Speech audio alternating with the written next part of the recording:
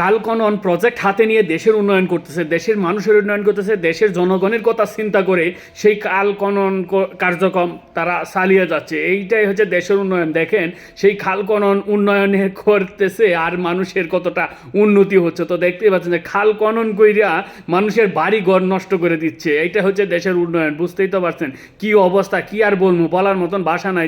এটা হচ্ছে দেশের খুব সুন্দর একটি উন্নয়ন। এইরকম উন্নয়নের দ্বারা যদি অব্যাহত থাকে তাহলে আরও উন্নতি হবে বাংলাদেশ। ধরেন যেন আমেরিকার কেউ টপকায় আরও অনেকটা এগিয়ে যাবে। এটা বাংলাদেশে মানে মূলত কথা হচ্ছে যে দুর্নীতি কিভাবে করবে, সেখান থেকে কিভাবে টাকা লুটপাট করে খাইবে, এইটাই হচ্ছে দান্দা। আচ্ছা, এই যে খালটা খনন করছে, এই খালটা খনন করছে ভালো কথা, কিন্তু এই যে পাশে যেন জনগণ মানুষ, সাধারণ মানুষ বসবাস করতেছে, তাদের বাড়িঘরের উপর নিয়ে মাটি ফেলে তাদের বাড়িঘর নষ্ট করেছে। এইটা আবার কিসের উন্নয়ন? এটা আবার কেমন উন্নয়ন রে ভাই?